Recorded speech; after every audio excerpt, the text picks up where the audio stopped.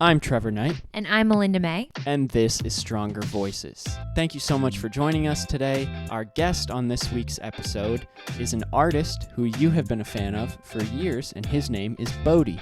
Bodie is his real name. It's Bodie. I discovered Bodie in 2016 or 2017. I stumbled upon his social media account, which is really funny, and his brand is really cool, and he loves his wife and kids, and he makes really good music. The first song that I came across by Bodie was called Magazine Girls, and I really connected with the message, so I highly recommend checking it out. Why did you connect with the message? Are you a magazine girl? Well, because the lyrics in it are, I'm looking for a real one. Yeah, and I was like, that's me. True story. So we had a great conversation with Bodie. We got a few laughs. It was really fun conversation. I think the listeners will think so as well. Bodie's the type of person, or seems like the type of person, that if you're hanging out with him, you're having a good time. So you're in for a treat. I think you're going to have fun listening to this conversation. We had fun having it. So enjoy our conversation with Bodie. Bodie, it's so good to talk to you in person after following you for so long. Heck yeah, thanks for having me. Let's start at the beginning. How did you get to the point that you were releasing songs that you wrote on Spotify? Where did that come from? Oh man, how far do we want to go back? I always did music. Grew up doing music. My family did music. So at an early age, I started learning how to produce and record. Like early age, like when GarageBand and Logic first came out. So I don't know, I was like maybe 10 or 11, and just lived in it for years and years. And obviously over the years, like any other artist, I kind of figured out, and I'm still figuring out kind of who I wanted to be as an artist. And with that came a few different releases, but I started putting out music officially, like actually just took it down last week, but my first album that I ever put up was in 2011. So it's been about 10 years actually. Yeah, happy 10th birthday to the album I deleted, but yeah it's been So why did you delete that album? I kept it up for so many years because it's special to look back and be like, wow, I really grew as an artist. And it just got to a point where I was like, I don't want people hearing this. I listened through the whole album 2 weeks ago, and I was like, this is like, I'm blown away that I thought at one point this was a good idea, like the certain production elements and the certain things I did. And I was like, I'll keep my other stuff up that's a few years old, but this has to go. So there's probably a small amount of people that still have it downloaded on their iTunes, but yeah, they had to go. Wow, too bad we missed it. Yeah, I think that's relatable. Pretty much every musician, I think, has things like that when they first start doing music, recording anything. They think that it's just gold, whatever comes out, and because you haven't learned anything yet, and you're just starting out. And that definitely happened to me too. You mentioned a struggle about trying to decide who you want to be as an artist. Yeah, and wow, do I relate to that? Yeah. Can you talk a little bit about that? Yeah. We can talk a lot about that, because that's probably, I'd say, once you decide, okay, I'm talented enough to do this, I'm creative enough to do this, I have good people in my circle, I have the support I need. I think after you fight all those battles, I think the hardest thing is figuring out who you want to be, because it can go very deep. Even just as simple as what kind of music do I want to make, but it can go as deep as like, what do I want to represent? What kind of culture do I relate to the most? And how can I, after you figure that out, now how can I stand out in that culture, in that, in that style? And so I'd love to meet the artist who has it all figured out. I honestly don't think anyone does. Even the top pop artists are probably like, how can I change it? How can I change the game? For me, honestly, I had my first breakthrough when I started the quote-unquote Bodie project. Bodie's my actual name, so that's why I say it like that. But it was in, I guess, like 2017-ish. I was in Phoenix at the time, living there with my wife, and I kind of had this realization of like, all right, this is kind of the artist I want to be. I was really inspired by artists like Black Bear at the time, still am, but artists like Black Bear, let's see, who else back then? Khalid had just started like popping off. So like that type of pop, R&B, hip hop, and that's still kind of where I am now. But and ever since then, it's kind of just been like a roller coaster of like, this is my sound. Oh, now I hate this sound. All right, now this is my sound. Oh, now I hate the sound. And even just until this year, I mean, I took 2-3 months off at the end of 2020 into 2021 because I just didn't know who I was anymore. I was too obsessed with, you know, the numbers or the stream counts or the content to be relatable, and it just became a job and a chore. And so again, recently now I'm kind of on this like little exciting part of the journey where I really feel like I've kind of figured out what I want to sound like and what I want to represent right now. And I just finished a song today actually that I'm really excited about. So it's a constant journey though, for real. I think you guys can totally agree to that, I'm sure, but yeah. I even have a song lyric like that says, every side of me you see is just as me as the other one too. So especially artists, I think everyone is like this, but even more so people who tend to be more creative and artists. There's so many different sides of me, and I bet this is true about you as well.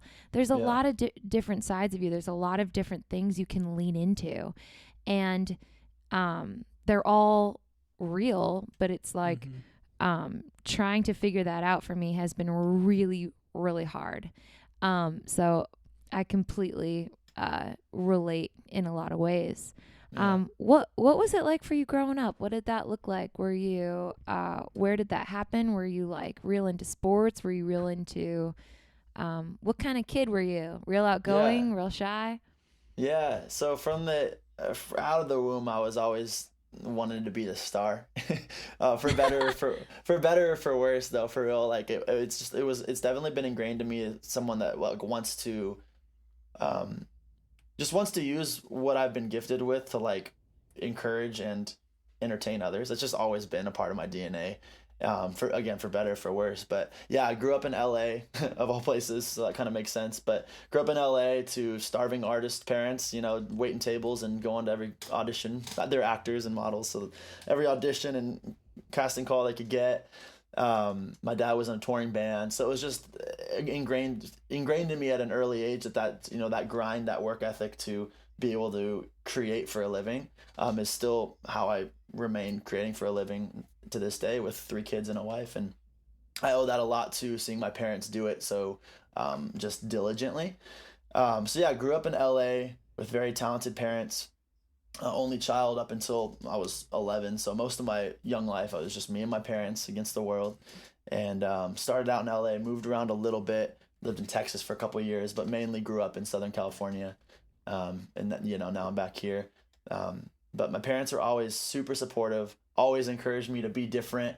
I'd show up dressed different than any other kid. I was always like wearing whatever I thought was rad and wearing pink back when you were little and boys weren't allowed to wear pink and, you know, doing all that, dressing like a punk rocker in a Christian private school. And just my parents really, I owe a lot of this to my parents, just always encouraging me to stand out and be an individual in my creativity. So that was the kind of lifestyle my parents kind of poured into me, and it's definitely what largely inspired me to do what I do currently. Yeah, and you definitely, a lot of those gifts too are just, you know, like you said, you just like out of the womb like wanted to be the star, you know, and which is funny, but like that's a gift, you know, that's a gift, and there's a reason why. That obviously, totally my opinion, but there's a reason why that some people have that in them of like, I don't know why, but I'm totally comfortable like being the entertainer and like giving all of this away. And some people aren't. Yeah. So for the people who have got that, like, man, it's so important to do it, you know, and you're doing it. So that's great. So you mentioned you went to a private Christian school. Has God always been a part of your life, or did that come later, or? Yeah. So Christian family, young believers. My parents were young believers when I was born. So, you know, growing in their faith. My mom actually took a job as a children's pastor when I was like, I'd say like 11. And then she's been in ministry ever since. So I grew up pastor's kid most of my life. So yeah, I'd say it's been a large part of my life ever since I knew, who God was, at age 2 or 3, whatever. But not to say I didn't go through a lot of my own stuff and made a lot of really, really poor decisions. But definitely God's definitely always been a predominant piece of my life and a piece of my journey. And grew up in church, serving in church, doing the church thing. Still am. Did you always, or do you now, like how do you view music or ministry or the teaching position as you have? Like how would you define what your calling is, and how does music fit into that? How does your personal music fit into that? That's a great question. That's a hard question. That's kind of been the question, the $1 million question in this, maybe I would say this season, but last couple seasons, however you want to measure that. But this is kind of where, because I do music, I teach at a university here in California, just one class, nothing crazy. I teach in a music school a couple of days a week for a friend who opened a school, and I'm helping out there. It's a really cool opportunity to pour into some kids and adults. It's all ages. But I also own a photography and video business with my wife. So we're kind of all over the place, just doing creative stuff for a living. And that's kind of been a hard question that I've actually done a lot of self-reflecting on, is really to pull God into it too. Like, God, what am I doing? Like, what do you want me to do? What am I supposed to do? Because obviously music is on my heart. It's always been on my heart. It's been a large part of my identity.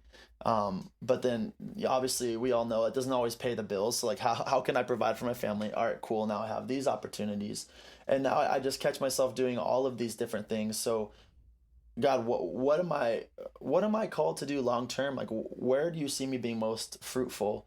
And I've kind of felt in this season just a piece of to just be diligent and excellent in everything I do. And whatever's on my heart and whatever is truly, purely on my heart, not just something that I desire, but something that is on my heart, I'm just going to charge it and go full force with it and do it honorably and with integrity. And it's okay.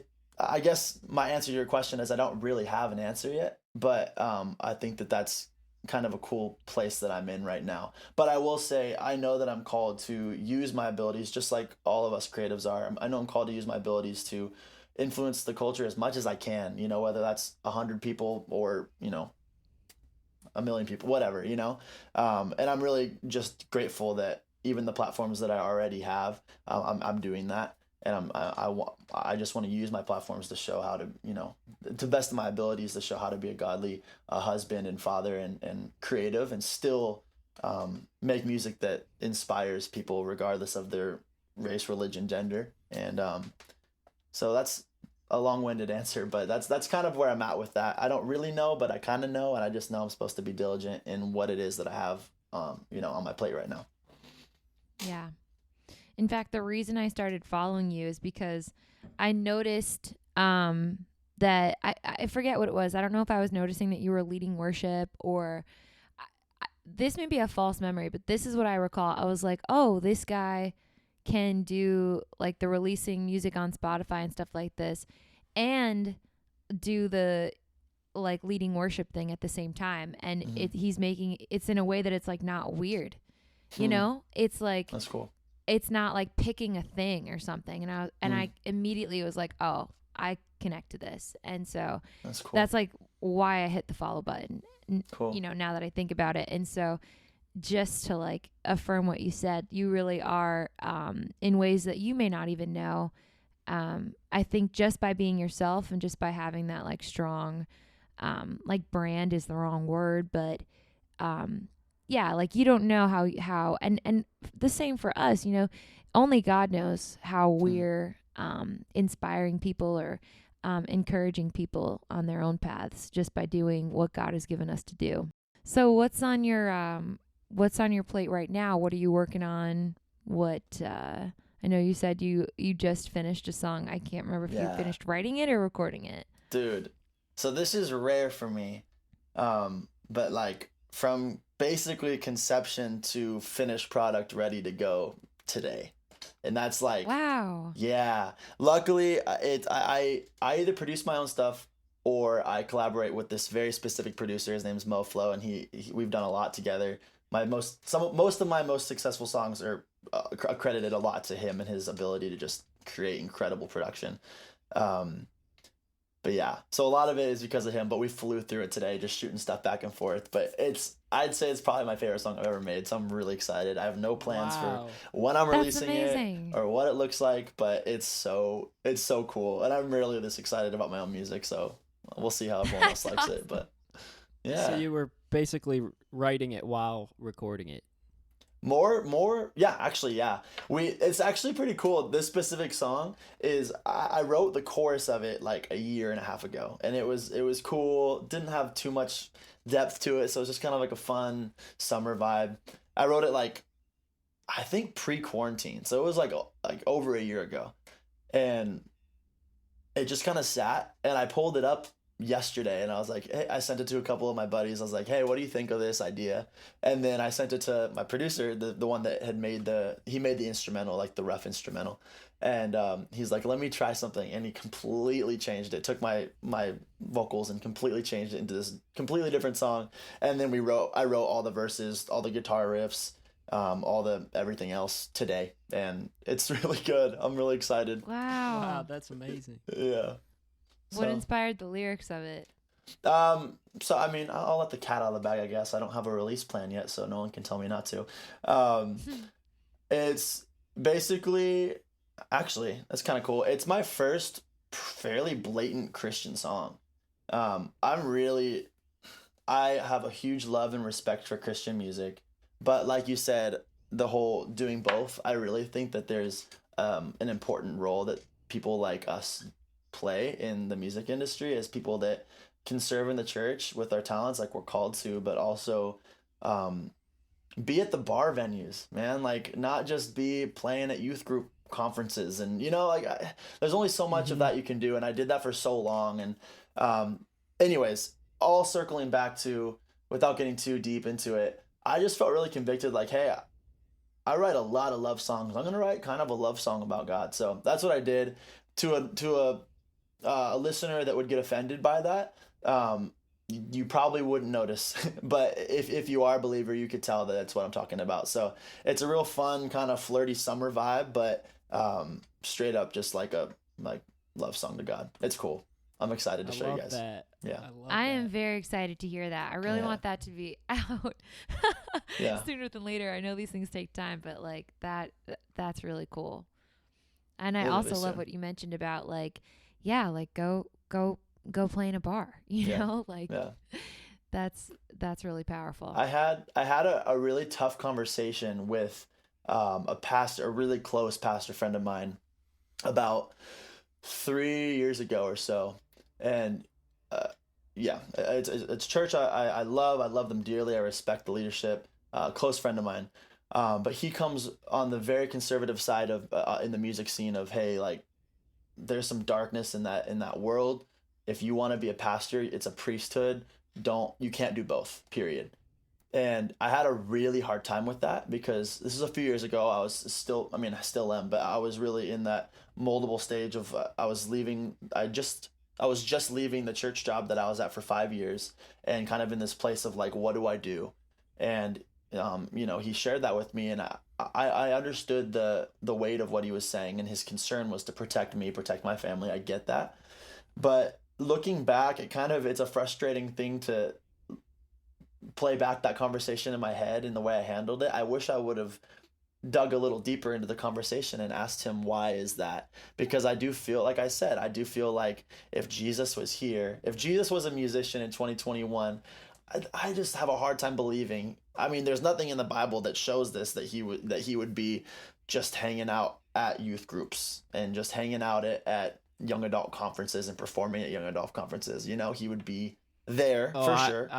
I would venture the exact opposite. Who are the kinds of people Jesus hung out with? Right, right. And obviously, it wasn't the saintly and the holy and all the good people all the time. Right. It was the rejects, the people that everyone else thought were bad people. Totally. I mean, he was obviously in the temple more than he wasn't, but he was also out with people that he by the Pharisee standpoint, he shouldn't have been around, you know? So that just kind of fuels my fire as to why I do it. But it always comes back to like, hey, if you want to be in the secular industry, why? Is it because you want the glory for yourself? And so that's something I'm always challenging myself with, is like, look, if I'm not just going to write music about God, I want to make sure that my heart, the reason behind it isn't because I want the attention, I want the glory, but because I have a mission that's deeper than that. So that's been a huge challenge, as well as making sure my heart's in the right place with that. But yeah. Man, that is a tough conversation. When somebody who sounds like kind of like your boss and kind of like your pastor and kind of like your friend all in one. Yeah, I didn't work for him, but he was a big mentor of mine. Yeah.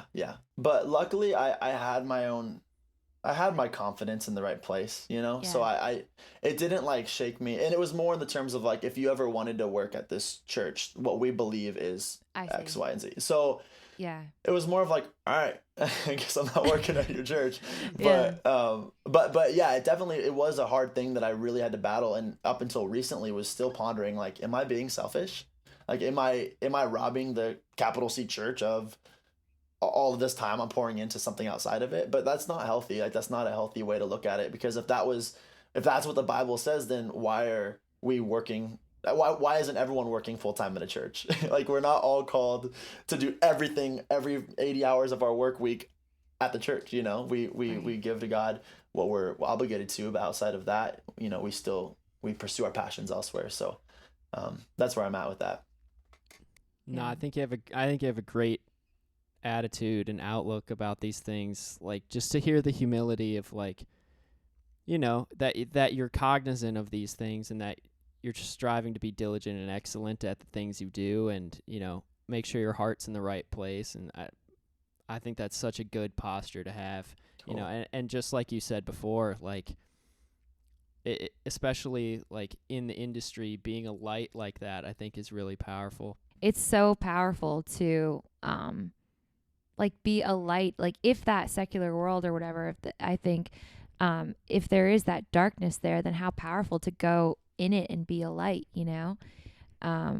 Yeah. And I think too, it's so important to be, authentic and honest in your music. Yeah. And if you are, and if you, love God and are filled with the Holy Spirit, that will come out in your music. Like, it just will. So yeah, well, it sounds like that's part of your, like you said, like, you really want to, I think you said, you said you don't want to get the glory and you want to make sure that God gets the glory. Yeah. So it sounds like that's part of, your mission. Yeah. I think it's pretty straightforward. I feel like it's just so, our flesh craves affirmation, you know, and our natural minds just crave encouragement and applause from everyone, especially as sensitive, emotional, creative people like we are. And I think that that's one of the biggest reasons, if not the biggest reasons, why we see so many artists overdosing, killing themselves, being depressed. Even maybe they don't die, but they're just addicted to other things, you know, drugs, whatever it is. And I truly, I believe it as a fact that when you don't point everything you're doing up to God's glory, you'll implode, you know, because you no longer have, like I mentioned, I know where my confidence was. Like, if you don't have your confidence in something that is immovable, God, there's not going to be much fruit in the long term. And I've just seen so many close friends and family members, and even in my own past, when I'm not giving the glory where the glory's due, or the honor when the honor's due, bad things happen. At least they tend to. And so I've just been so blessed to see God's faithfulness, especially in the seasons where I'm focused on pointing it towards Him, pointing the glory towards Him, that it's just kind of a no-brainer now. But it is always still, like I said, a natural tendency. So I always kind of have to check my heart to make sure, like, why am I making this song? Why am I promoting this song? You know, stuff like that. Because I know that He too, just to end it on this, I know too that God, I would imagine that He loves when we're proud of ourselves too. So I think there is a level of, like, I love when the crowd's chanting my name to come out. There's nothing wrong with that. And I love putting on shows and seeing my faces on flyers like that. There's nothing wrong with that. But at the end of the day, like, as long as the humility is in check and you know why you have those opportunities, and it's not you, you know, it's God. So yeah. So where do your lyrics come from? I was wondering as I was listening through your collection today. Trevor's, for example, like he says that he just kind of pulls things like out of the sky. He's like, I don't know where it came from. It rhymed and it sounded good. And I'm taking this off because Melinda doesn't. Well, that's a simplistic explanation, but I I didn't do mean to make it that simple, I but do we have had think long conversations sometimes, about this. Like I write based on chord progressions and melody lines first a lot of the time. And so there are a lot of turns of phrase that I think literally just fit into a melody line, and then I'll write the hook around that phrase. So in that respect, I guess they don't come from nowhere. They come from like turns of phrase, but I don't know. There are a lot of songs that I write that don't necessarily relate to visceral experiences That's that what I was I've trying had. to get at with the out of the sky thing. I'm sorry. Yeah. But like, they're not necessarily about you. Yeah. And then for me, it's like all of my songs, like almost to a fault. Like I'm like, is this real though? Is this honest? So all of my songs are really specifically like about my life, or something that happened to me or whatever. But where do you fall on that? Similar to Trevor, I definitely every song's different, but I'd say like from the start, the conception of the song, I have a really hard time writing without like some type of instrumental or progression first, even if it's just like a guitar progression. So I always start with that. I know you asked about lyrics, but I always start with something musical, or at least I usually do. But then usually I need a concept. Like I need either, like Trevor said, a phrase or just like a topic. And my best example is I have a song called Mona Lisa that I released a few years ago, and it's still one of I my listened that to song. that. I listened to that today. Yeah. Heck yeah. That's one of my favorite songs, just because like it's such a illustrative concept. Like Mona Lisa, this chick's like the Mona Lisa. People walk around and they can't help but look at her. Like I love like tangible concepts that are relatable. That song completely, like Melinda, like you said, kind of out of nowhere. Like it had nothing to do with anything, but I love that phrase. I think it was kind of vibey. It was kind of cool. It was trendy. But then I have other songs like my most recent release, which is full swing a different direction, called Happy Now, and it addresses what I marketed it as is addressing a breakup song with depression, but what I didn't market, just because my audience is so wide, but the real deeper reason I wrote that song is it's a breakup song like with the devil himself, just because of all that encompasses. It's not just depression that people struggle with. And so obviously it's a little bit easier to market or target like one specific struggle that's very common. And marketing a song about breaking up with the devil could be misunderstood to a wide audience. So I focused on depression. But anyways, that song was very specific to some personal anger and conviction that I've had seeing, friends and family and even myself struggle with in wide areas, not just depression, but depression being a major one for sure. So really it's just everything in between. I mean, I really liked writing songs about breakups and love songs and young love. I just like that because it's fun. People relate to it. It's listenable. But honestly, I've kind of gotten bored with that because that's basically what every song everyone has ever written is about, typically, unless you go way too deep and then people have a hard time understanding it. So that's kind of where I landed for a while, and I still will continue to write music that's just, love and romance and friends and fun, but there's also been a conviction on my heart to write a little bit deeper, but still in a way that people can cling on to. So, but yeah, it's everything, a little bit of everything. Comes from nowhere, comes from personal experiences, comes about my love with my wife. It's kind of all around the place. I want to ask you about your wife in a second, but yeah. If that's okay. But yeah. First, I want to know more about the breakup song with the devil. Like, that's so cool. I can't wait to re-listen to that song. Can you say a little bit more about that? Yeah. So, I mean, we can go real deep with it. So, please do. This is the space for that. Just go for it. So, it started with, for a long time, I've had friends and family members that have really, and myself, and my wife really, who've struggled with things as simple as anxiety, which isn't simple, but, you know, as common as anxiety, to depression, to even deeper, darker things. And I was in a prayer meeting with some of the people from my church. It was like a leadership thing. I was leading worship for it, and it was kind of like a free flow. Like people came up and grabbed the mic, and we're just praying for our city. And one of our youth pastors came up, and he was praying about. And it's so crazy because I'd been wanting to write a song about depression specifically for a long time, but it's just when you guys know when you write a song that has a specific topic and you're super on the nose, it's just kind of corny, or it's like just lame. And I was like, how can I write a song about depression without, first of all, writing something that people have already heard, second of all, writing something that's too on the nose and just like stupid. How can I write something that's artistic and powerful and listenable and relatable, all those things? And so I didn't write it for a long time. And I was at this prayer thing, and he was just praying about the youth, obviously, and about, he was saying, why is it that there's multiple songs on the radio right now that talk about how it's kind of cool to be depressed, and how it's just normalizing this idea of being sad and depressed, and me and all my friends are depressed and blah, blah. And it got me thinking, it got me really mad, because I agreed with him, but it got me really mad. I was like, why is it that majority of the people I talk to in that preteen age go through like an emo phase, or like a, you know, it's like, it's not uncommon for all of us at some point in our lives to like be romanticized into this idea of like being sad. And even if it's just pure hearted and, you know, you're just listening to emo music, I think there's something to it that we overlook, because that's just something that Satan's so good at doing, is making something severe look not that severe.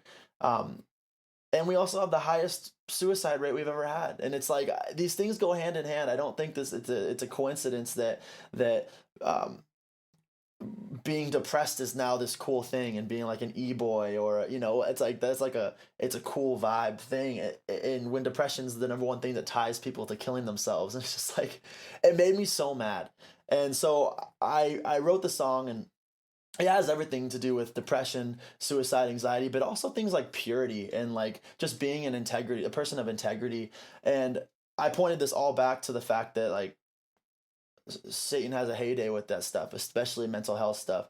And I was like, I'm going to write a song. I was pissed. So I came home, I was like, I'm going to write a song breaking up with the devil. Straight as that. Like, obviously everyone has their own journey, especially with mental health, and obviously going to therapy and taking, you know, prescription. Like, there are very important things that, like, everyone's journey is different, obviously, and it's not as simple as just saying, I'm going to break up with this. That's insensitive to assume that. But there is some validity to it too. Like, not letting something so in our minds powerful control who we are and control our opportunities and control saying yes or no to a calling that God put on our life. Like, Satan has no say in telling us what we should do and shouldn't do when it comes to God's calling on our life. Yet he puts these things in our lives, like depression, like pornography, things that alter our reality. And all of a sudden we start believing like, oh, I can't achieve that, or I don't want to achieve that, or I'm not good enough to achieve that. And so anyways, all this fuel, this is probably the most in-depth I've ever explained the song, but that all of that kind of fueled this anger inside of me. And I've never cried writing a song until I wrote that song. I've never felt such a heavy anointing writing any song, worship or secular, until I wrote that song. And it's just, I'm really proud of it. And it's interesting that I try not to get too caught up in streams and numbers. It's interesting how it's probably one of my worst performing songs I've ever written, or I've ever put out, when I think it's probably one of my most profound and best songs I've ever put out. And I don't think that's a coincidence. But at the same time, I've seen fruit from it. I've seen people have messaged me saying it's encouraged them, it's pulled them out of a dark place. I have an opportunity of speaking in some Zoom things and some things related to suicide prevention, anti-depression type of stuff. And so I see the fruitfulness of the song, even if the streams are low. But yeah, that's kind of the backstory of that song. It's a close song to my heart. And I just believe, and I'm praying that it continues to influence and encourage people. So.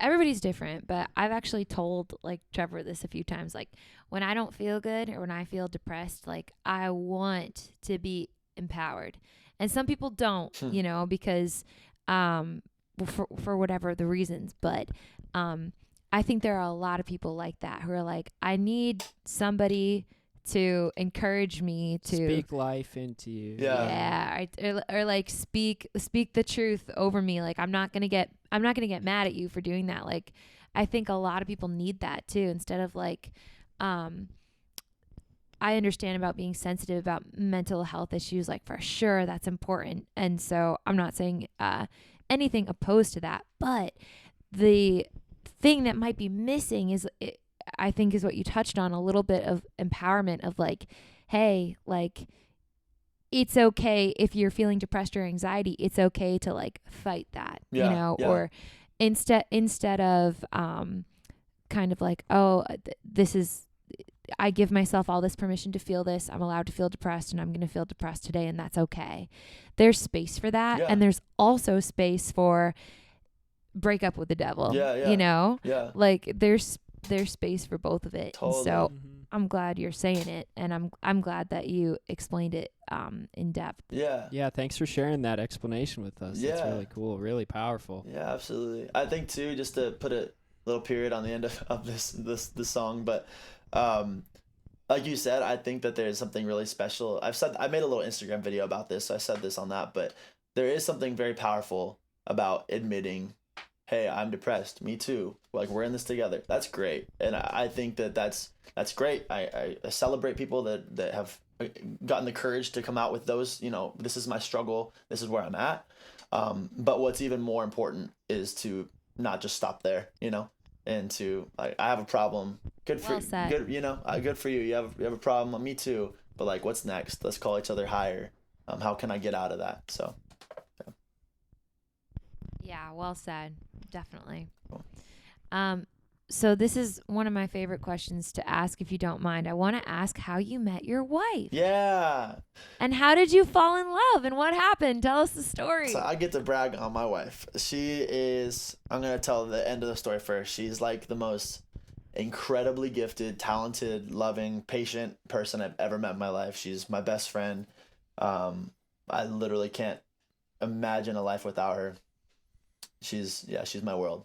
So I met her at Vanguard University in Orange County. So that's where I teach now briefly.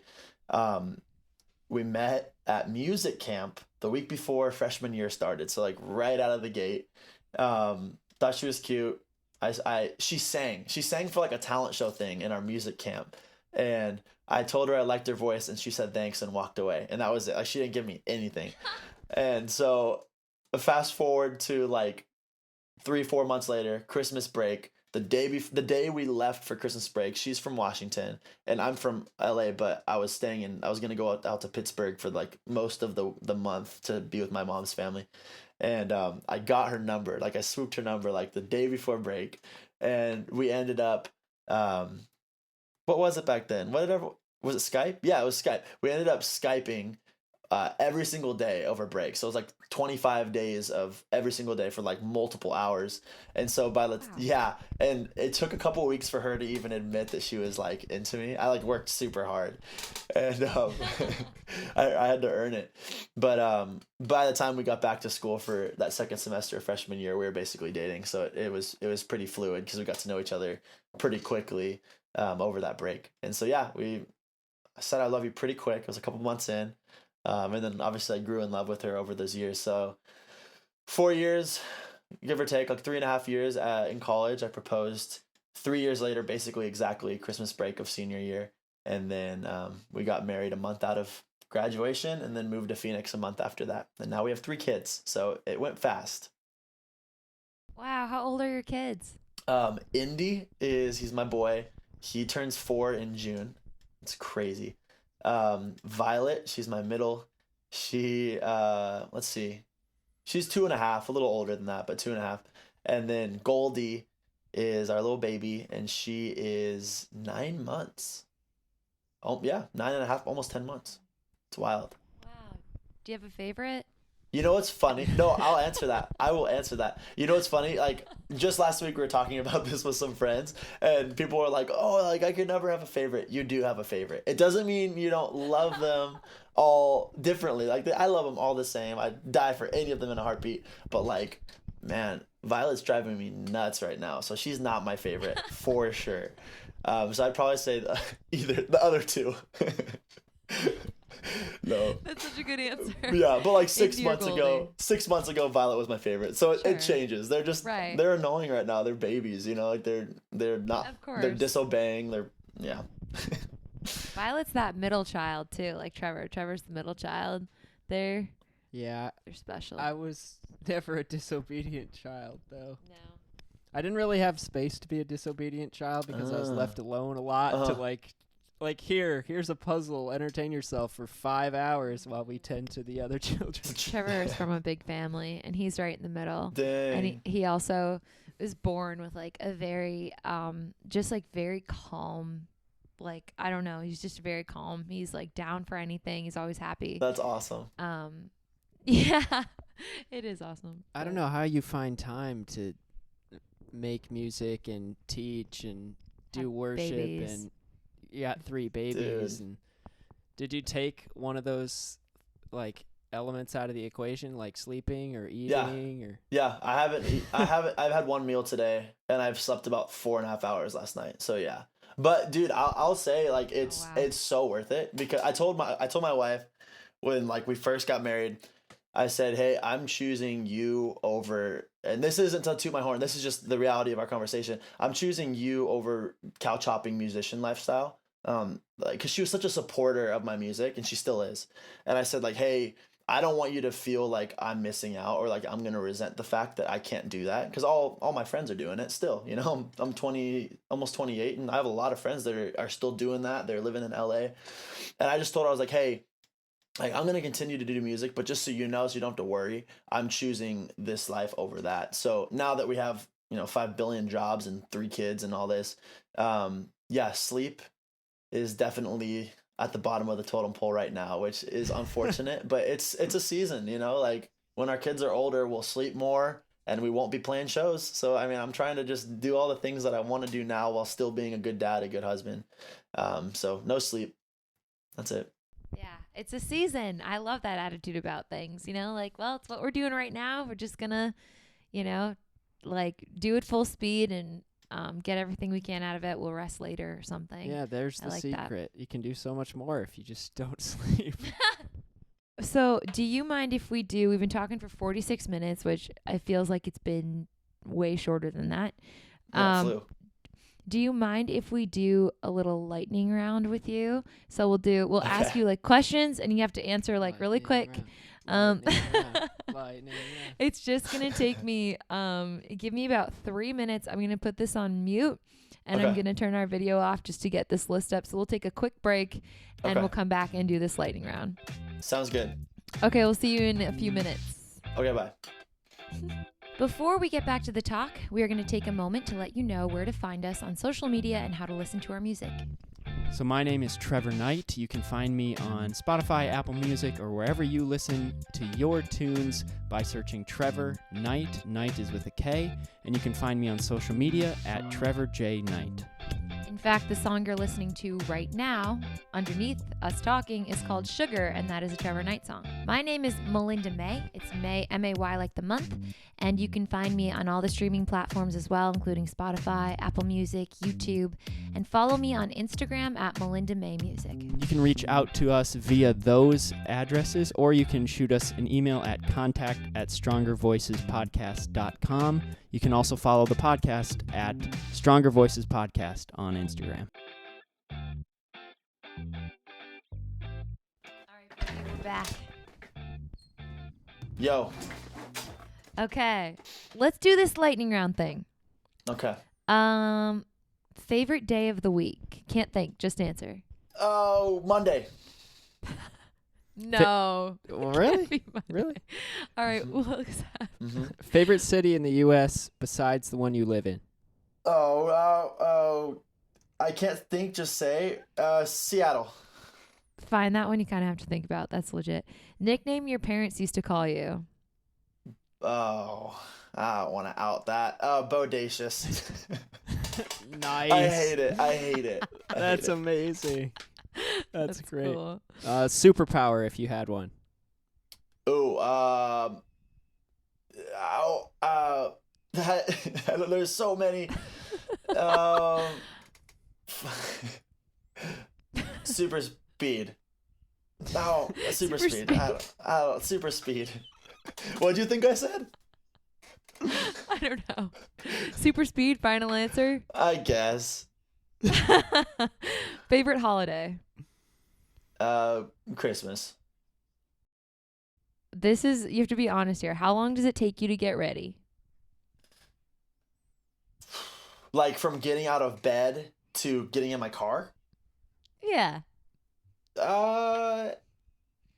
20 minutes. Okay. Nice. Okay, fill in the blank. Taylor Swift is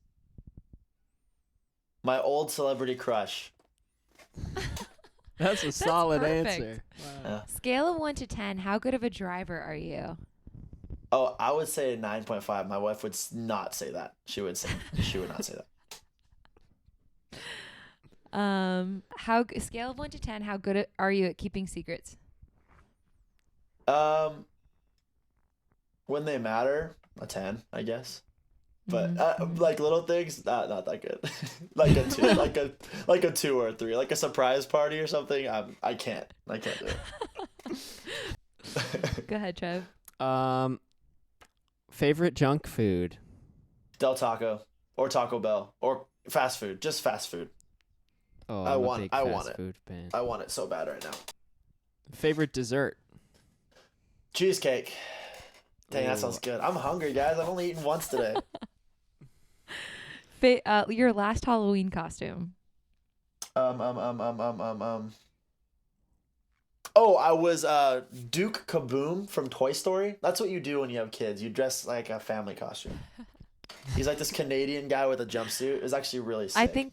I think I saw a picture of your whole family I on posted Instagram. it. Yeah, I definitely posted Yes. I recall this. Wow.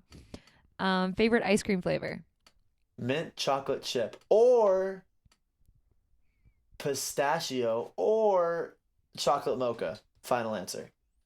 Oh, wow. Wow. Yeah. Wow. Yeah, I know. If you could only have one color on the remainder of your cover art for as long as you live, what color would it be? Mhm. Black. Ooh, interesting choice. I didn't see that coming. I didn't see that coming either. I would What'd have you- guessed purple, but I think I'm influenced by the background in your studio. But Yeah. I would have said purple. This is my baby. So this is my second favorite color for sure. But black. I mean, you can't go wrong with black. I wear black every day. Dogs or cats? Dogs. Ew. Don't even ask that question again. That's how I feel too. That's how I feel. Sorry, cat favorite- lovers. No, it's okay. It's okay. Let's see. I think this is very telling, Bodie. Do you think rats are cute? No. That's the right answer. I That's don't. right. We had a rat infestation in our last house. Not an infestation, but like we killed probably 7 rats in a week. So like, or they were mice. Yeah. They weren't Wow. rats, so they were a little cuter. But no, rats are disgusting. Heck no. And especially like living in Brooklyn, like Trevor once had a swarm of them run over his feet. They're not cute. They're just not cute. Are there a lot? Oh. Are there a lot in New York? Is that a dumb question? Oh yeah. There are Oh, quite yeah. a few. There are quite a few, especially like in New York. Especially in the summer, they make these piles of trash on the street corner. This is What? what they don't Espe- tell you about New Where York. like, Because where does all the trash go? sometimes like I think it's the way that the garbage trucks work. You end up with a pile of like 50 bags of trash on one street corner. And I walked by one time, and like a dozen rats ran out from underneath it, like right at my feet. It was horrifying. Nope. They're everywhere, and I'm really not cool with it. And New Yorkers are so much tougher than me. They're just like strolling around, and the rats are running around, and I'm like, we have to take a different way. We have to turn around. All right, Melinda, Yeah. hit him with one last one. One last one. Okay. I also think this is a really telling question. Do Oh, you gosh. think Seinfeld is funny? Oh, okay. My grandma loved that show, so I have like a love for it, but I don't watch it. I'm gonna be honest. So you don't watch it and you don't think it's funny, or you don't watch it and you think it's sometimes funny? No wrong answer. I think it's funny, but notice my tone and how I say it, I guess. I think it's funny. Yeah. I think it's funny. Is it the funniest? Is it the funniest? Yeah. Okay. Yep. Yeah. All right, that's it. Are you judging me now? Are you guys judging for me not now? thinking? No.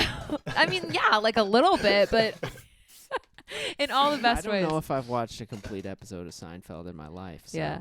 And I'm I literally not one to judge. I don't know if it's a good thing or a bad thing, but I think you can tell so much about someone's sense of humor. Like, it's like a very, like, if you think Seinfeld is funny or you don't. And there's no, like, good or bad. But if someone thinks, usually people actually don't have your answer, Bodie. Usually they're very much like, that show is not funny, I don't understand it. Or they're like, oh, that's hilarious. I will say that show that Jerry Seinfeld created about taking comedians out to coffee. I don't know if either of you have ever seen that. Yeah. I like that. Love I think that. that's funny. Yeah. It's dry and fun. Comedians in car getting coffee. Yeah, it's good. Yeah. Okay, great. Well, I kind of want to ask you more questions, but we have to wrap up. We've been talking for an hour, so thank you so much for doing this, Bodie. Yeah, thank you so much for having me, guys. That was awesome. I want to ask you guys a bunch of questions now. I don't know what you guys are. But Oh, I actually forgot to do that part. Usually I start it with telling you a little bit about us, but you'll see it on social media or whatever. But cool. But yeah, we're singer-songwriters too, and we release music, and we started this podcast, and we did I don't know, like 30 episodes or something. Mm-hmm. Yeah. And then Cool. God kind of like put it on our heart, like to have guests on, and now it's all for the glory of God, and we're trying to give, there's just some things about my life that I cannot say on Instagram. I just can't. I can't explain it in 1 minute. I can't explain it in 10 minutes. It has to be like longer form, a conversation. discussion, And I wanted to give that space to other artists. So like, it means a lot to me that you said that you've actually never explained your song like so in depth as you did on this podcast. So and cool. That's the kind of stuff that we're after. It's like, okay, like what would artists say about their music if we just gave them space to talk about like, what are you about? What are you writing about? Like, what's on your heart? So that's what this podcast is about. And we're asking God to bless it. And it was like a huge, it was very exciting, a huge win when you agreed to do it. So thank you so much. Yeah. No, I'm honored. You're actually the first podcast I've been on. So that's cool. Literally never been on That a is podcast. cool. Wow. That is really cool. We can always claim the first because I'm sure you'll do more at some point. You'll be on Probably at Rogan some point. someday. Yeah. Yeah.